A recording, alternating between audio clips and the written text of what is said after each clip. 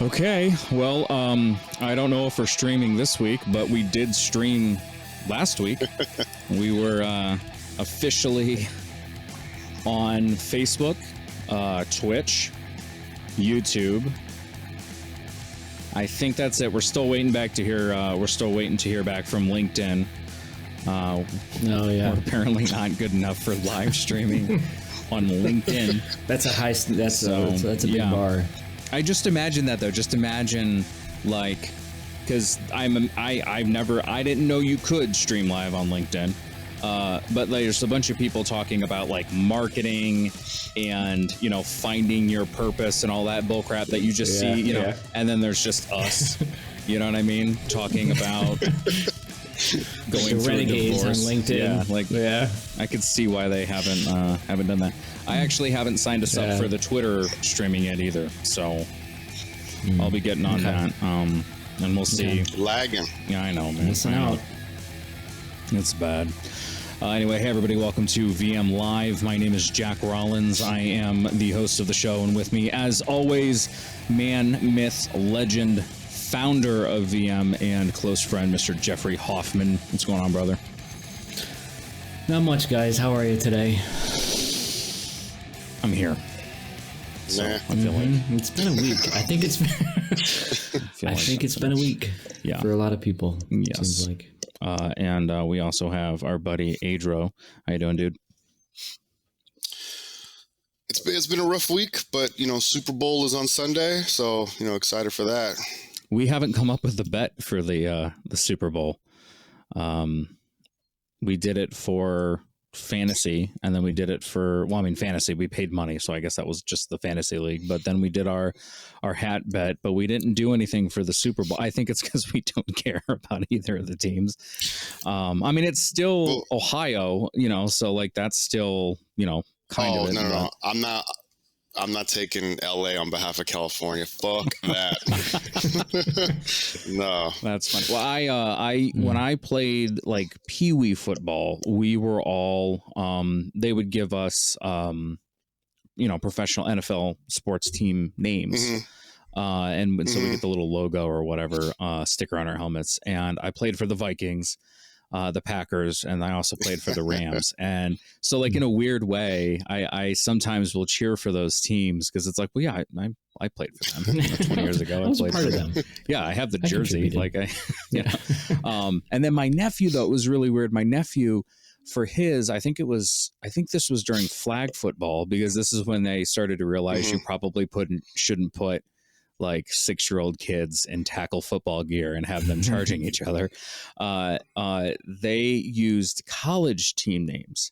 And that was really, really weird, because it wasn't like the Buckeyes for OSU. You know what I mean? They would actually say like Ohio State Buckeyes. He played for Ole Miss.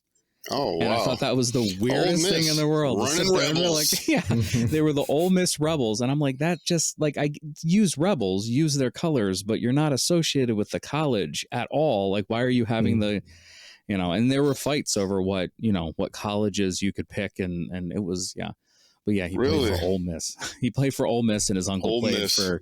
I was a journeyman, man. The Rams, the Vikings, the Packers. Yeah, you were a scrub that everyone just signed a 1-year contract. Yeah, pretty much. Every free agent every year. Yeah. Well, I started out. It was complicated because I started out as a lineman because I was over the weight limit. Because I don't know if that was the way it is. Well, did you guys even play youth football? I did. Okay, like they would put a stripe. Did you do that? Did they do that for you?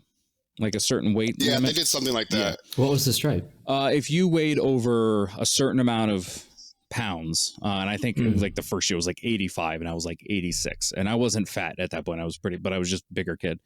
You weren't allowed to like run the football because you were just too big for the little kids to tackle. So if you got like so you're a lineman, but like if you got an interception or something like that, you were automatically down. That's basically what they did. Yeah. Interesting. Okay. And so I started out as a lineman, and then moved over to tight end, and then was a running back, quarterback. So it was like I went to these different teams, and I think that's why I kept only getting 1-year deals, is because they kept changing my position on me. But But anyway, so yeah, we had small teams. Yeah. We had to play like both ways. Did you have to do that too? Like, like O-line play D-line? Yeah. Oh, yeah. You switch back and forth? Yeah. Yeah. I didn't get to like the whole game. Third quarter, everyone's dead tired. Yeah. It's bad. Gosh, I didn't get to do that, get to only play on one side theoretically until high school. But even then, if they needed you on the other side, like you played, I mean, quarterbacks, some of the running backs and that kind of stuff, but a lot of the linemen or, kind of interior defense. Sorry, man. So you're out there like as a cornerback, or as a wide receiver running routes, and then you're out as corner. That was me. Chasing the guys down. They're just running wind sprints the entire time. But yeah, so I will. The part of me, has I don't. Basically, long story short, I don't really care who wins because I played for the Rams, but the Bengals are from Ohio, so. So funny. Yeah, like you're like a retired football player. Yeah, I feel like I played for the Rams. I got up this morning and my knee locked up, and it took me like 10 minutes to like straighten my leg out to be able to get out of bed. So Ouch. There are days where I do feel like I played for NFL. Well, I'll admit that I don't know who's playing in the Super Bowl. I don't know. The Lakers, the Lakers, and the Redondo Beach, and the Yankees. Yeah. So our topic for this evening's show is kind of on dating. I kind of said it in kind of a jokey way, kind of the art of meeting people. The art of almost the art of pickup, and we're not going to give like full on advice on how to do that. At least I wasn't planning on it. You got to subscribe for that kind of advice. I ain't free. That's $19.99 a month for that kind of coaching. And the reason we're in Valentine's Day is coming up, and there's a lot of shows and information and stuff about relationships, and we had a couple episodes with Bob last year where we were kind of working into the dating, but I thought it'd be kind of fun if we could kind of share some of our experiences with that first part, with that first initial meeting, initial dating, when things when you're getting to know each other, that interview process, because I really think the first couple of dates are more or less an interview. If you're looking at dating, now if you're looking at hooking up, it's it's like when you go into a one of those call centers. Do you meet and one they just of hire the you qualifications? Yeah. Can you be here on time most of the time? Are you alive? What's your relative distance to me right now?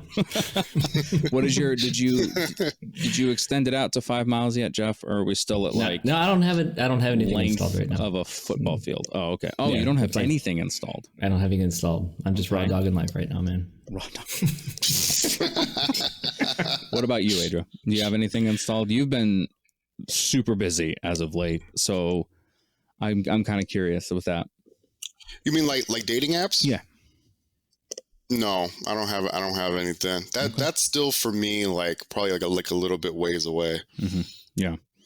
I don't. Yeah, but I do have maybe some possibilities though. Okay. Yeah. Got some numbers stored. When I first separated from my ex, Tinder and that's the main one. Bumble, I don't even know if Bumble was out yet, but like all of those were in full swing. That concept of the swipe dating, like Plenty of Fish has been around since there have been fish. Yeah. I mean, it's been around forever. OkCupid as well, Match, FarmersOnly.com, which is the best one by Christian Mingle. And countless others have been around forever. But then I think I think it was Grindr was kind of the first one of that location based, and then really? Tinder. I think it was or like of the app variety, pure. Because when Tinder came out, it was more or less a hookup app. Now people use it kind of for whatever, including validation and not dating. But I think Grindr was at least in that. I think that was one of the. At least it was. If it wasn't the first, it was one of the early adopters to that concept of, not the full on distance profile, based. Just this person's 0.5 miles away, and you're 6 miles. You're 5 miles. Yeah. Facebook dating is like that. I haven't. Well, I've been in a relationship since Facebook dating started, so I haven't gotten a look at how that is. I never understood that, because that's not an app, right? It's like a section of it or something. Facebook Yeah, it's dating? just a different section of it. Okay. I checked it out like when I had the courage. Okay. I'm gonna set up a dating app, and for whatever reason, that was the first one I went. I didn't set anything up, but I think with Dip your toe in. Facebook, it connects you to people that are nearby and like friends of friends or something like that. Like it tries to stay within kind of your extended social network versus just random people, that fit That's your kind of. fit your I think there's preferences. something to be said for that. Like if you meet somebody that you met through somebody that you know, that they kind of they're already they're already vetted. You feel safer with that person a little bit more. Yeah. There's kind of they're kind of vouching for that other person. Yeah. I don't know. I don't trust anyone. I don't. People I know are dumbasses. Yeah. So Yeah. You're like, do you know any of my friends? Yeah. Sorry, we got to go. Sorry. All right. that's the issue. They left. Yeah, not gonna work. But before that stuff happened, in college and, in high school when I'd sneak into bars, it was all in person. You had MySpace, but like nobody used you couldn't like just like search for somebody's name on because everybody had weird, screen name type things. Oh So my like, God. you just had to hope that they had their first and last name in their MySpace username. I think I was like a Buffy lover or something like that. So like Mine was like Aztec God 05 or something like that. I think we were friends, man. No, That's a great name, man. That is a good name. That's a great name. The hashtag God. But when 05. when we did it, we had to do it in person. We had to walk up to people cold. And that's something that I don't think many like straight women will completely understand. That kind of that fear. That it is one of the most terrifying things in the world to do is walk up to somebody, a woman that you don't know, and try to strike up a conversation with them. I don't know how it is for women to men. I feel like it would be a little bit easier. Besides maybe societal. Yeah, I would imagine it's just as hard. I would imagine it's just as hard, the fear of rejection, but I can't speak for that, for women, but I think there's the expectation that men would initiate the conversation. So I would imagine there's less pressure to think that if something is going to happen, it's less on their shoulders, but I don't know if that's the case. Yeah, I don't either. And I don't have any personal experience with, approaching men. So I don't know. I don't know. Would it, Jeff, you've done that. Is it easier? Is it about the same? Are men more chill? And in general, obviously, there's a wide range you could go with that, but I think it's easier. I think it's easier with men because approaching men. Yeah, I think so. Because I shouldn't say that because it's hard to know if somebody is into you or not, because I've heard stories of guys approaching guys and the other guy's completely not into it. Way wrong. Actually, get really upset.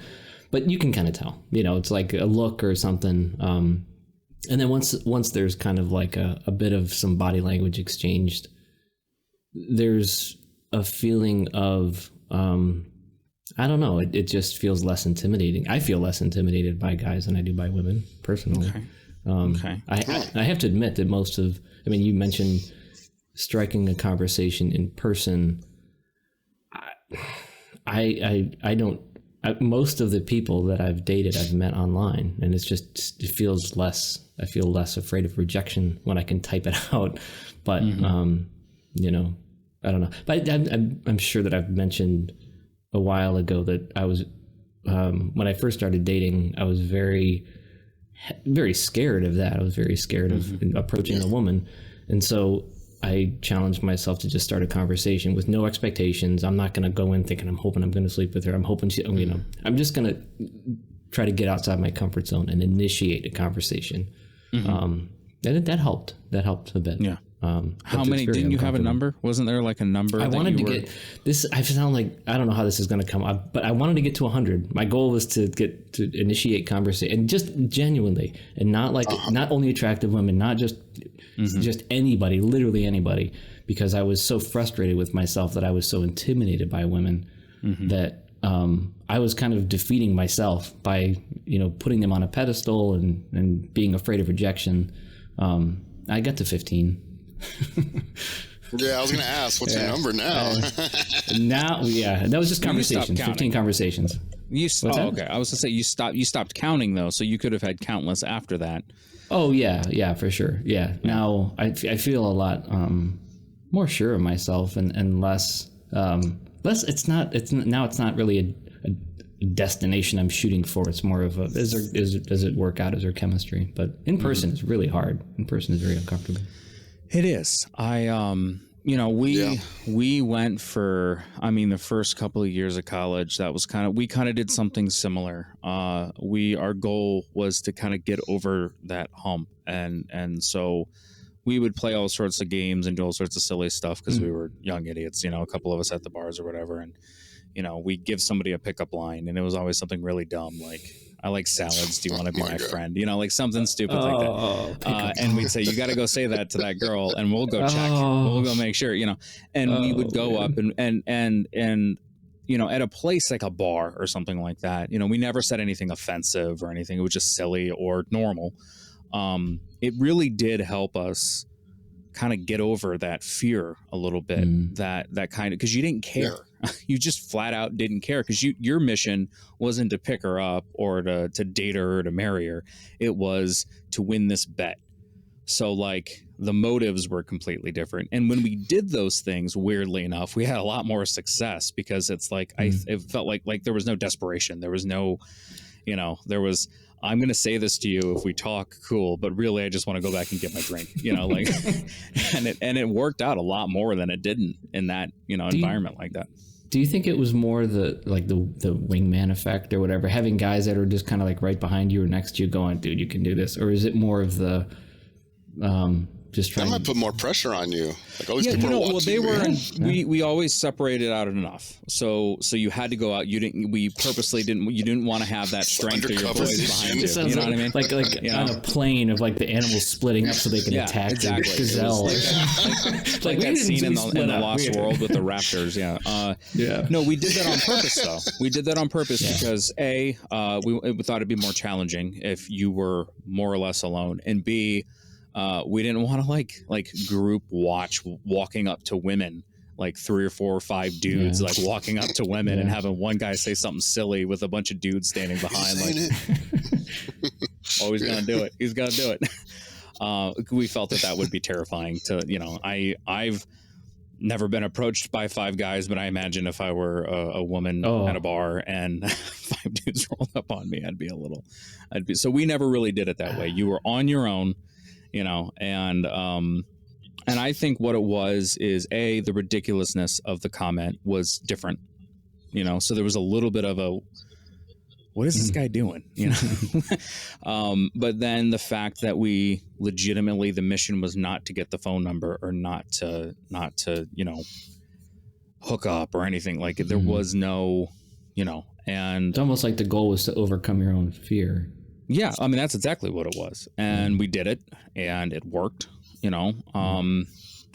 took a long time to kind of do it, but it did help. It did help with being able to walk up and talk to not just women, but anybody. There's no fear because especially with where I'm from in Ohio, everybody talks to each other anyway. So like that concept is, and it's been beneficial in other parts of my life.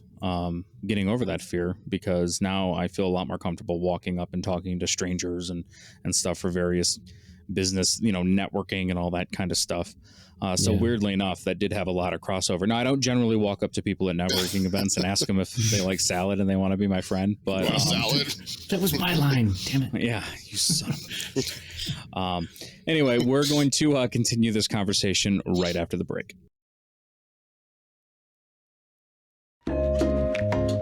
It's my jam right there. Adro, you got to remember to remind me. I forgot to do it. For those of you watching on the YouTube, please remember to smash that thumbs up button, like button, whatever button you're supposed to hit that's positive. And subscribe and all that jazz so you can get alerts or whatever. Me personally, I never do that. Like, I'll subscribe to people, but I've never once gotten an alert. I don't even get an alert when we post a video. I just imagine like, all those alerts coming in. I used to do it, but then my phone was just blowing up from all the videos all the time, especially now with the YouTube shorts. I'm like, nah, I'm cool. But if you could subscribe to us, that way you see us in your little subscription area, that'd be awesome. Okay, so we did have a comment in the Discord server. We're streaming this live on the Discord server as well, and Evan, our producer, who's behind the glass right now, mans the chats. If you want to participate in the live discussions with us, the Discord server is the place to do that. I guess we do have a comment that said, one of the guys said that they never had any luck on dating apps. They don't even get messages back. Yeah. Yeah.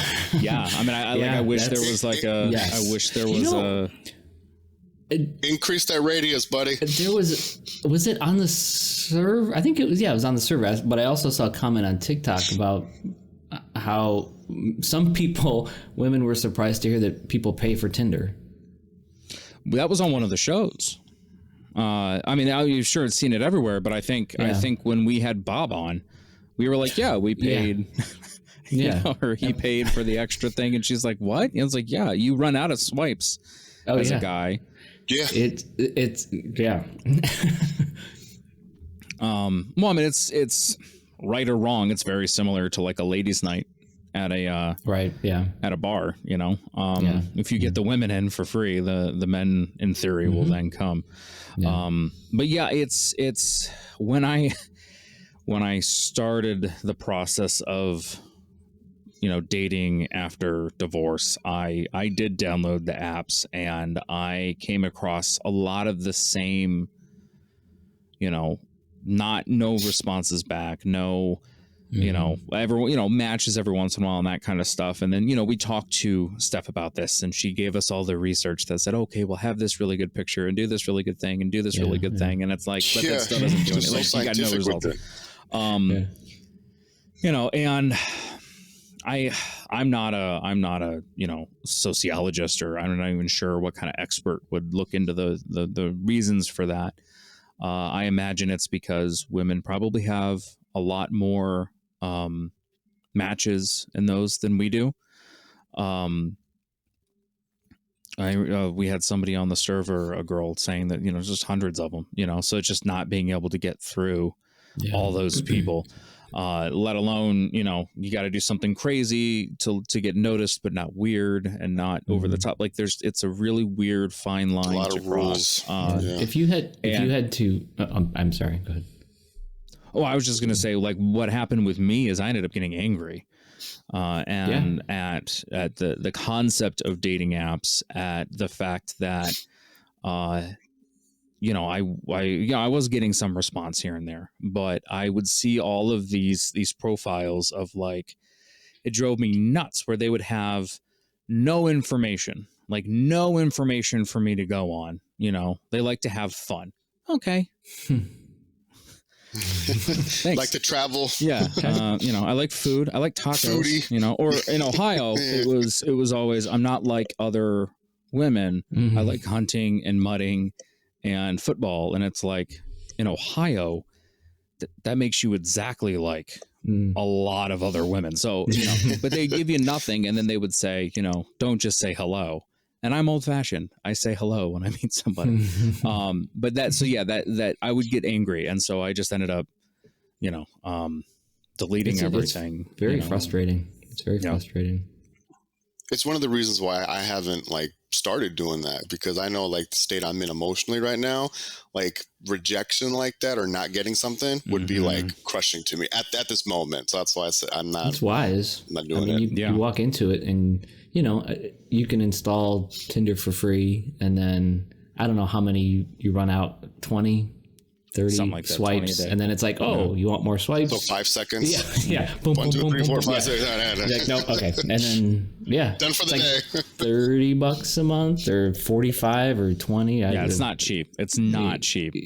Fuck that. Yeah. And then you continue. Porn is cheaper per month. Yeah, it's discouraging. You feel you feel dejected, kind of like, God, am I really that bad that nobody, Yeah. it's pretty, it's very discouraging. Yeah. And it's hard in the moment. It's hard to sit there when you're feeling that way and not blame the women, but it's not, it's not their fault all the time. It's just as much our fault, just as much the app's fault. It's the concept of all these kind of things. The one nice thing though, is the fact that you can block people. Like, just imagine if like there was some sort of magic like that in a bar, if like you hit on someone or they hit on you and you didn't like them and you could just be like, block and they just disappear off the bar, out of the bar. But the funny thing, I had more success in the post-Tinder world by going old school with it, and talking to people in person. Oh, really? Because they weren't expecting it, because nobody does it apparently. Like, where were you when you did it? Like, what did you say? I'm so curious. Bars, coffee shops, the normal grocery stores, the normal places where you would traditionally grocery store. That's a hot girl. I'm going to go walk up and talk to her. And what did you say? I'm so fat. I'm like, the size is so big. I'm like, go ahead. Yeah, right. Which section? I told her I was a What part of a aisle? men's mental health organization. Yeah, and it that's killed every always time. hot. No, okay.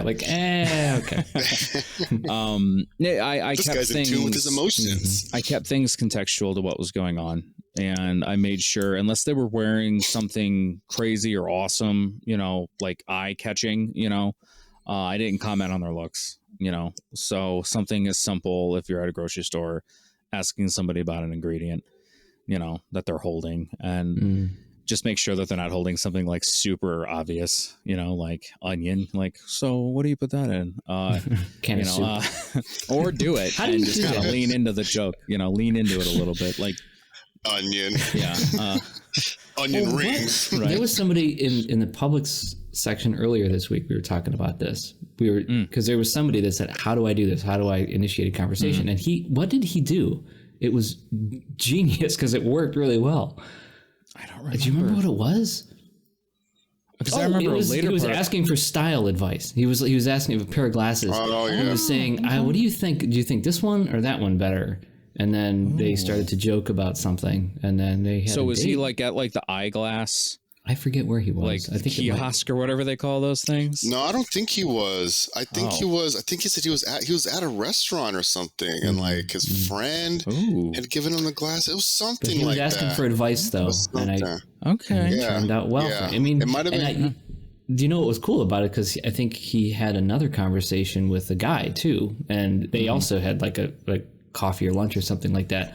But he approached it with the perspective of, I just want to get better at this, and it was really cool to watch him kind of. Yeah. And it was just a couple, over the last week or so. Yeah. That's awesome. Yeah. That's usually how I do things to like find a commonality. It's like what Jack was, but at the the grocery store is kind of throwing me off because I know when I'm grocery, and maybe it's just because of the way I am, but I know when I'm grocery shopping, it's like I'm trying to get the hell out of there like as soon as possible. Like don't talk to me. Like like you need help with an ingredient, Google that shit. Yeah. What do you mean? Sugar. Cardamom? Just look it up, dumbass. Well, no coffee there. All these women in Adro's area are walking up to him, like hitting on him, and he's just like, it's corn. Just cut it up. Like, it's cool. I don't know. I'll go to my usual, like, no hablo inglés. So they can avoid me. I'm Aztec God 05. Sorry. Yeah. Did I know you on MySpace back in 2002? Like, oh shit. Most of the time I'm that way too. I'm a beeline to whatever I need to get out. But sometimes I'll go in and I, want inspiration for a meal or want to do something or, and I got nowhere else to be or whatever. So I'll pick up chicks at the grocery store. Take my time or whatever.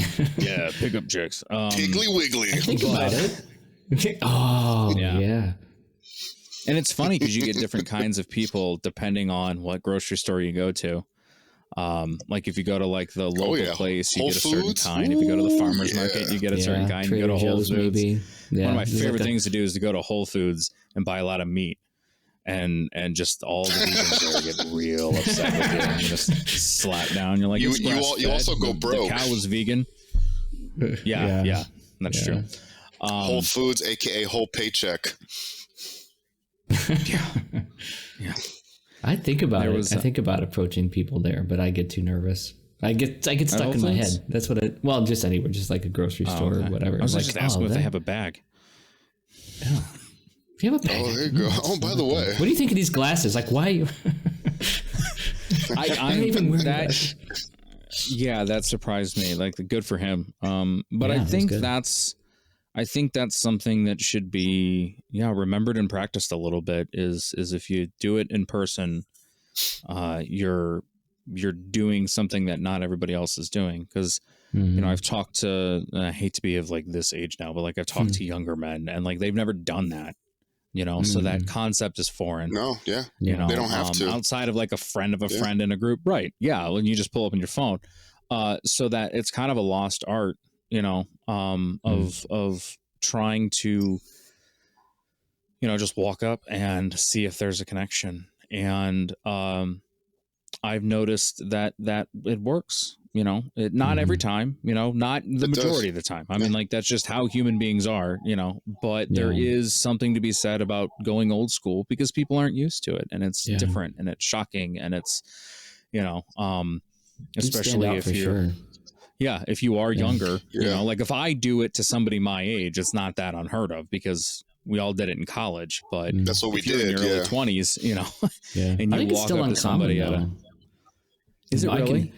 I think so. I don't know. I mean, I can think of, not that it's the same, but I can think of, probably I can count on one hand the number of compliments that I've received that probably could have been transitioned into a conversation, but I was dumbstruck. Like I still remember, this was probably 15 years ago, maybe 10 to 15 years ago.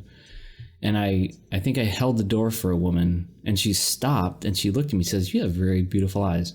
And then she just kept walking, and I was like, "Whoa!" It's like I don't know what to do. Like, whoa! I think that if someone told me that, I would have that same reaction. I was stunned. I think that might be a commentary on just how men, how often we get complimented, especially on stuff like that. 5 or 6 per lifetime, I think. Yeah, I think there's a quota. Well, like yesterday. Or this morning, I'm so mixed up on my days. I sent a picture of, I'm doing this terrible juice cleanse. And I send the juices, the pictures of the juices to my girlfriend. And one of them I was holding it, and she was like, I really like how your hands are always, like your fingernails are always really clean, and like your fingers are, your fingernails are clipped and everything like that. Jack's it's like, just a one-off. Yeah, right. Just a one-off. And it was just like, you have no idea how good that made me feel. Yeah.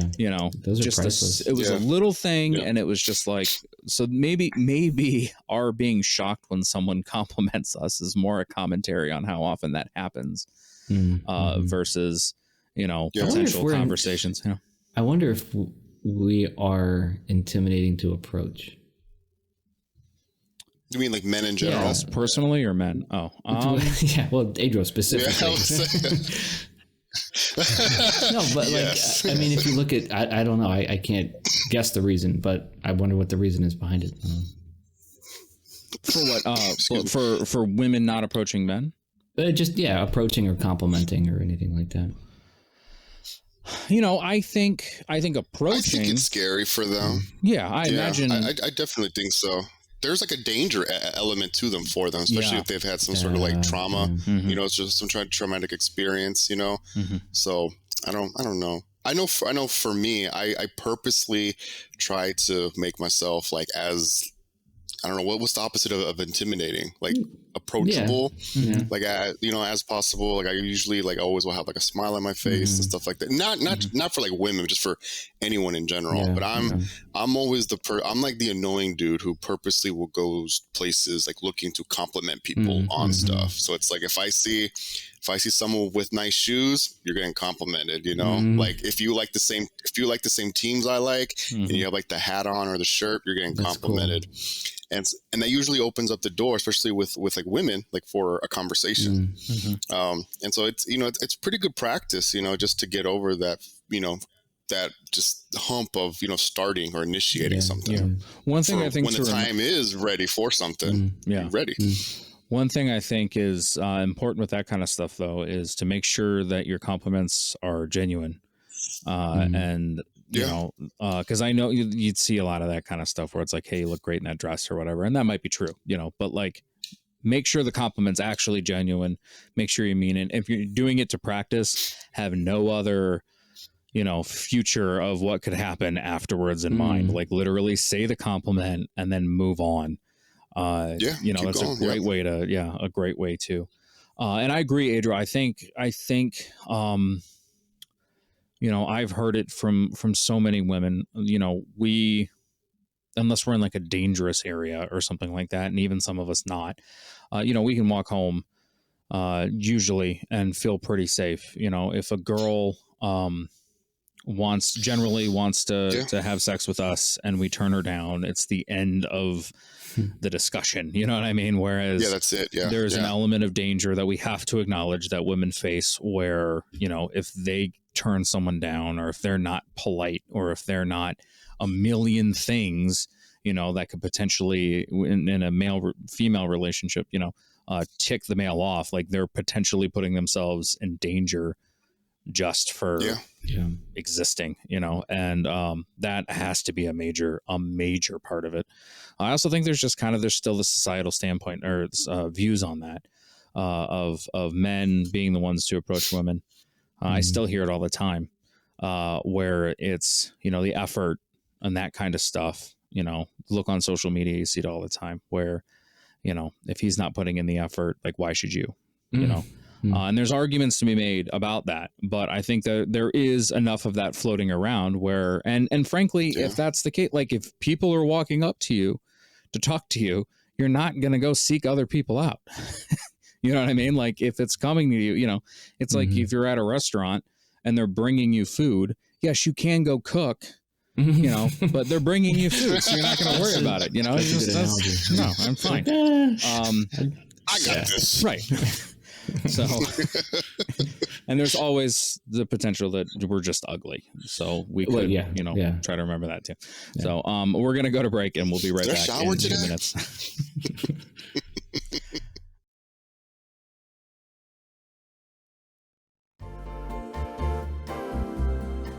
And we're back. I have a couple of announcements here. First of all, VM holds weekly voice chat hangouts on Mondays at 7 p.m. It's a great way for men to connect on something other than text. The LGBTQIA section of the server will hold their monthly chat on the 17th at 7:30 p.m. The topic will be on mental health, and we're going to have a show next week for VM Live, but then we're actually skipping a week. We're going to take a week off. We'll get to why. Hopefully, after that, maybe explain why we weren't there, but we will be, we'll probably do a best of episode or something like that. Anyway, all times are Eastern, and everything takes place on the Visible Man Discord server. The link for that is in the show notes. And if you're on Facebook, I think we have it in there too. So, okay, so that's it for the announcements for today. Move them out of my eyesight, or else I'll try to read them while I'm. This music's terrible. We have a couple of comments coming in from the server. One guy had said that classic on a lot of women's profiles is if you're under 6 foot, don't bother. Oh. And then they said, yeah, I'm under 6 foot. Yeah. I am. Yeah, I'm under 6 feet. How are you, too. Jeff? 5'9", 5'10", something like that. Under 6 feet. I'm like 5'11". We're all under 6 feet. We did not. None We're of all us gonna make get the lifts. cut. Let's go get some lifts. I on one hand you get angry, you know, like why? Oh, that's not cool. You know, I can't control that. But again, it's kind of like the whole thing. If you can get a bunch of people that are your preference, and there's nothing wrong with having preferences, by the way. Yeah. It's the same kind of thing with the kitchen and the, you know, going to a restaurant. If you get a bunch of people that are 6 feet tall and you like people that are over 6 feet tall, you know, I think some of the anger comes in with that stuff when you see somebody who's has a long list of requirements like that, and then it seems like they don't match up to those requirements on a, you know, the classic kind of rating scale. You know what I mean? And that kind of stuff, you see that, it can be frustrating. But I imagine I've never been on the other side. Maybe one of us, just for funsies one time, should set up a profile, if it's, I don't know if it's illegal or whatever, as a woman, and just to see, because I don't know what dudes' profiles look like. You know, all I see are the stuff that people post online, right. like, this is what you shouldn't do. And one of the things that they say you shouldn't do is, and they show up a lot, is, you know, you fishing, you know, which I kind of get that. I get that. But one thing I think is not Tim. pointed out is men tend not to take pictures of themselves for no reason. You know, I hate taking selfies. Like selfies? Our pictures tend to, and I'm not saying that women, like, you know, hey, I'm just going to take a picture for no reason, but women are generally more apt to, when they're out with friends or whatever, take pictures. Like, I'll go out with friends and there'll be not one photo taken, and a girlfriend or something. Well, why not? I'm like, well, why? Like, I know what he looks like. I know what the bar looks like. I don't need a picture of that. But guys, when we take pictures, when we remember to, it's usually like an accomplishment or something that we did. Oh, that's and so I think that's where those, like, hey, look, here's my fish. I think that's it's like the last picture on my photo reel. That's the fish. That was like 3 years ago. The thing I'm most proud of. Is catching that trout. So I think that's where but that animal's not good. We have a couple of guys talking about how one guy said that they're not bothered by the height thing, or as bothered by the height thing as they that guy's some 6'4". dating right. Sounds good. Who say if you're a monster, if you don't want to date someone that's overweight, I've heard that, like, counterpoint to the height thing. And I've seen something here. It says that some girls say that guys are much more visual, but on dating apps, that's really all you have to go on, or at least the majority of what you have to go on. I think that's a little bit of we've collectively over the years told the world that men are more visual than women. You know, just like we've collectively told that men are more sexual than women. And I think we're starting to figure it out that that's not the case. You know, first of all, there's a wide range of you know, what people are attracted in and that kind of stuff, and a wide range of, for lack of a better word right now, like horniness level.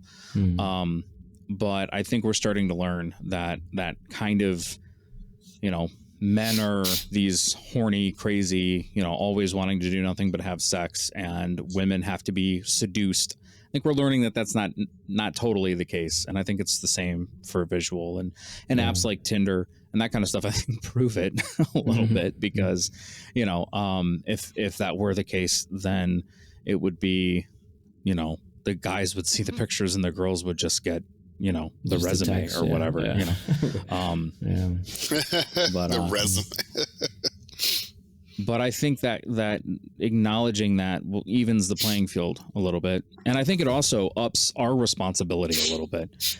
You know, I came from the kind of being taught that, you know, if you want to attract women, you should try to, you know, better yourself, you know, in certain ways, look nice, wear clean clothes, you know. Yes, there's room for artistic, you know, like if I want to have my hair a certain way and all that kind of stuff, like, it's not saying not to be individualized, but I came from that kind of growing up that way. Like, don't expect to impress people if you look sloppy or if you don't take care of yourself. And I'm not saying it's right, but I think there is an aspect of that in there. You know, at the end of the day, we are animals. And so if you look like an unhealthy, sick, sloppy kind of person, you know, I think there is something to be said about putting some of the ownership of the attraction on ourselves. not the whole thing. And it's not saying, this isn't shaming anything or anybody like that. Beauty is beauty. Everyone's beautiful. I'll fight anyone on that. You know what I mean? And everybody's deserving of love. And there's somebody out there. I believe there's people out there for everyone. But I think where we run into trouble is when we point the blame squarely on whoever we're trying to date, whatever gender or sexuality or whatever that they are. So I think the roundabout way of saying that we should take some of the ownership. Well, I think it's attractive to be confident and sure of yourself. Like Jack, with your example before, where you would go up to somebody and you were less concerned about the outcome of that approach than you were just the fact that you did the approach. When you're not as what was the word you used? The word thirsty comes to mind, but desperate. Desperate. Same thing. When you're confident in yourself and you're like, I'm good. I'm good without this person. It would be great to have this person in my life or whatever for this night or what, but when you're not so desperate, it's kind of attractive. And I think you would only reach that point unless you take care of yourself in all of the ways, clean up your fingernails, but you get enough sleep, you exercise, you're confident, you work on yourself. That in itself, I think, is attractive, and that can pay dividends however you want to look at it. Yeah, I think the trick to that is to acknowledge that that's going to have some benefits when it comes to dating. The better you are, the better version of yourself that you are, the more attractive you will be. But I think the trick to it is to, acknowledge, be aware of that, but don't do it for that reason. It's not be the best you can be. Right. Be the best you can be for yourself. Find, that equilibrium, that balance, that happiness, those things for yourself. I hear it all the time. Go ahead. This week when we had the talk with Victory, and he was talking about his own, he's like, great talk. Yeah, he was saying being your authentic self is the best thing you can do. And he's like, if people don't like the fact that I do this thing, that's okay, because I'm still going to do it. And if I say no, I don't want to go out tonight because I want to do this thing that I love to do, that's okay, because I love doing it, and that's what makes me me, and that's pretty awesome. Yeah, I agree. I mean, a relationship isn't going to make you happy.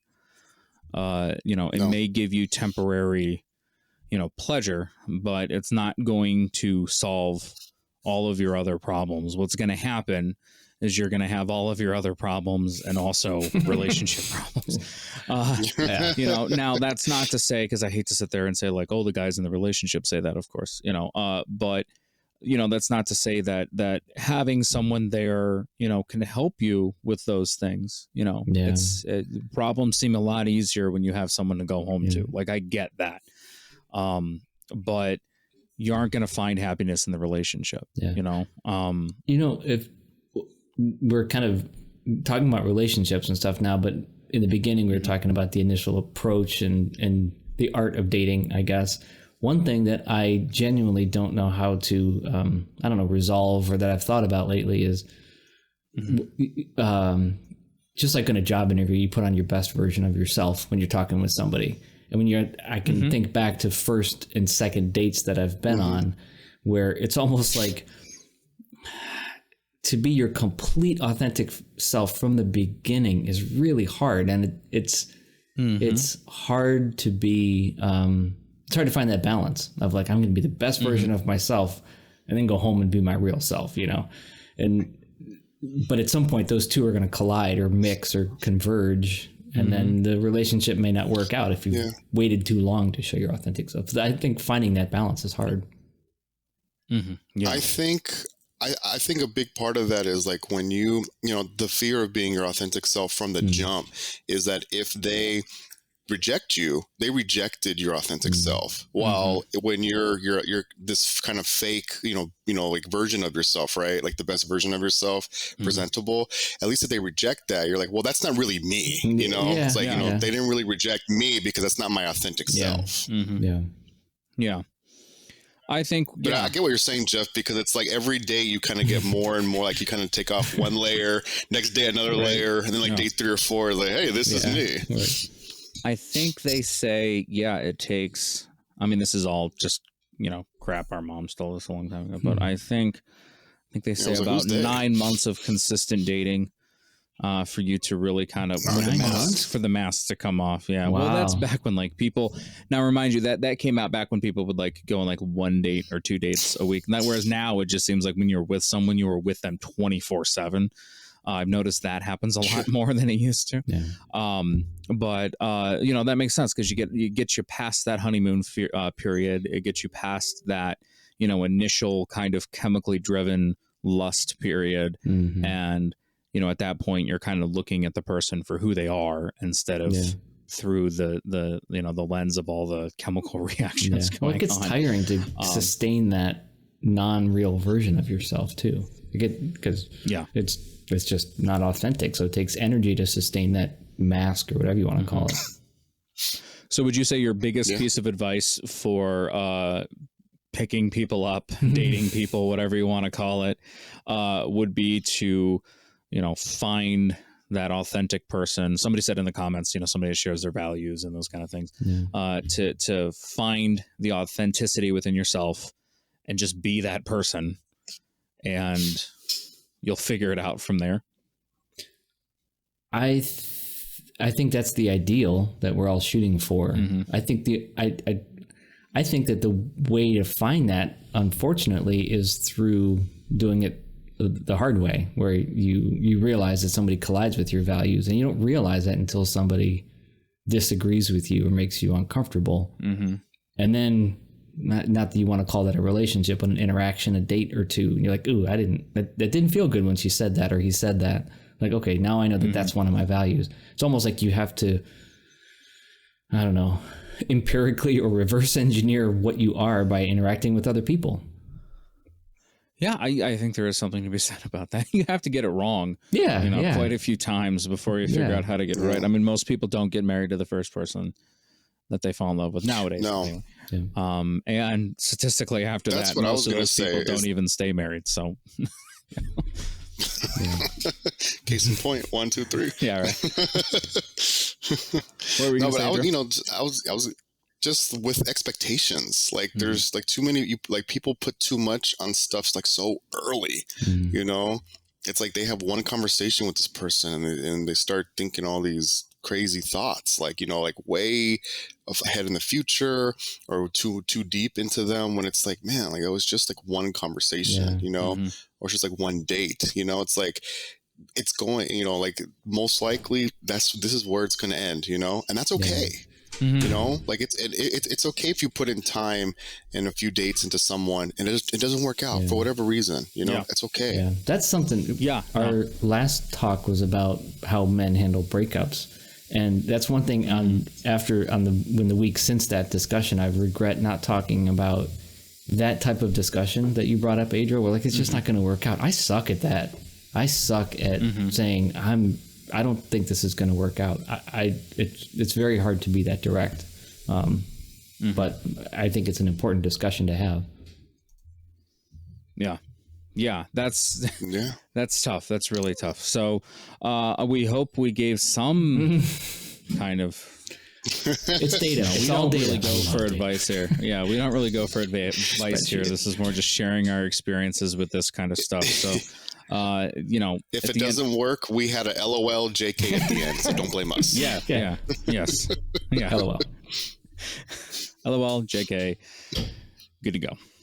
Anyway, thank you everybody for tuning in today. Remember to check us out on Patreon at patreon.com/visibleman. We don't have anything set up for it yet. We're still working on that, but we want to make sure that the bulk of what we do is free and accessible. So when we do set up certain things, that will still be kind of our goal point. But if you support all the stuff that we're doing with the podcasts and the live talks and the server and the website and all those kind of things, again, that's patreon.com/visibleman. Anybody 18 or over is invited to join our men's mental health Discord server. We have moderated discussions daily about men and men's mental health. Check us out at visibleman.org.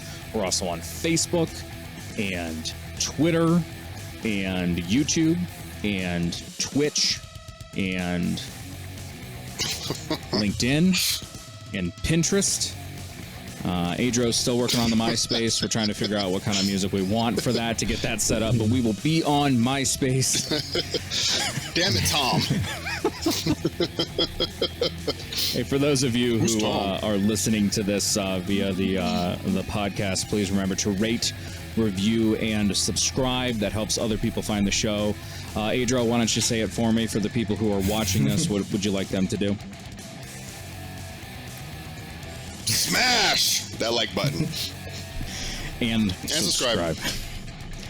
And donate. This is Jack Rollins for Visible Man reminding you that vulnerability is the ultimate demonstration of strength.